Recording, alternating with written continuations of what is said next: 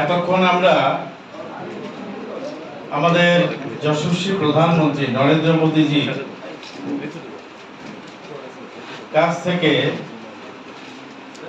বন্দে মাতরম এই যে রাষ্ট্রগীত ঋষি বঙ্কিমচন্দ্র চট্টোপাধ্যায়ের লেখা,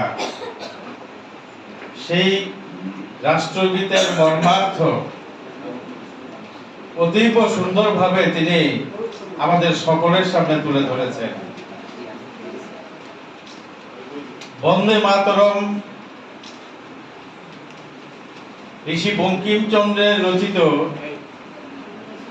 এটা শুধুমাত্র একটি গান নয়, এটা কোটি কোটি ভারতবাসীর প্রেরণার স্রোত, শক্তি এবং ভারত মাতার প্রতি সম্মান প্রদর্শন, ভারত মায়ের সক্ষমতার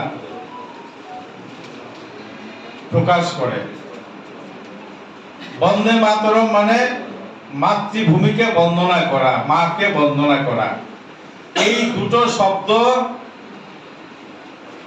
একটা সময় সমস্ত ভারতবাসীকে যেমন স্বাধীনতা আন্দোলনে অনুপ্রেরণা জুগিয়েছিল, এই দুটো শব্দ ইংরেজ শাসকদের বুকে কম্পন ধরিয়ে দিয়েছিল। কি ছিল সেই এই দুটো শব্দের মধ্যে, বা বন্দে মাতরম এই যে গীত, এই গীতের মধ্যে এমন কি শক্তি ছিল যা সমস্ত প্রত্যেকটা ভারতবাসীর হৃদয়কে আনন্দিত করত, মাতৃভূমিকে প্রতি তার সম্মান প্রদর্শন ব্যক্ত করত, এবং ভারতবর্ষে যারা ইংরেজরা শাসন করত, দখল করে রেখেছিল, তাদেরকে দেশ ছেড়ে চলে যেতে বাধ্য করেছিল। এমনই শক্তি আমরা লক্ষ্য করেছি আজকে এখানে, যে ঋষি বঙ্কিমচন্দ্রের যে বন্দে মাতরম রচনার 150 বছর পূর্তি উপলক্ষে যে অনুষ্ঠান আমরা প্রত্যক্ষ করলাম, এখানে দেখা গেছে ভারতবর্ষের প্রত্যেক রাজ্যের মানুষ এখানে আছে, শিল্পীরা এখানে আছেন। প্রত্যেক রাজ্যের যে সংস্কৃতি, সেই সংস্কৃতি আমরা এখানে দেখতে পেয়েছি। অর্থাৎ বন্দে মাতরম শুধুমাত্র একটি গান নয়, এটি ভারতবর্ষের সাংস্কৃতিক বন্ধনের প্রতীক। ভারতবর্ষকে এক সূত্রে বেঁধে রাখার প্রতীক।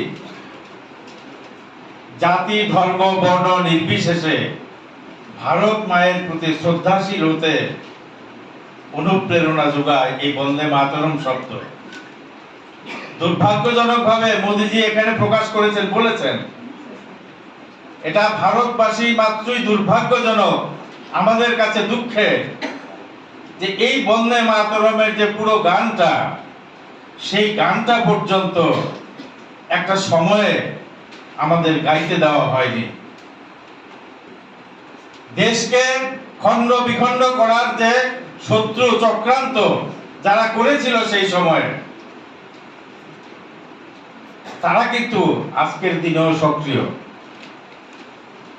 আজকের দিনও বন্দে মাতরমের যে প্রাসঙ্গিকতা, সেই স্বাধীনতা আন্দোলনের সময় যে প্রাসঙ্গিকতা ছিল, আজকের দিনেও আছে, ভবিষ্যতেও থাকবে, কারণ এটা ভারতের সংস্কৃতি।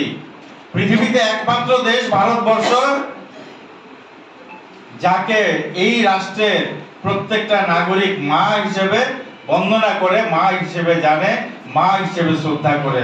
পৃথিবীতে আর দ্বিতীয় একটি রাষ্ট্র নেই, একটি দেশ নেই, যেখানে সেই রাষ্ট্রকে মা হিসেবে বন্দনা করে বা মা হিসেবে শ্রদ্ধা করে, মাতৃজ্ঞানে পুজো করে। আমাদের সংস্কৃতিটাই এরকম।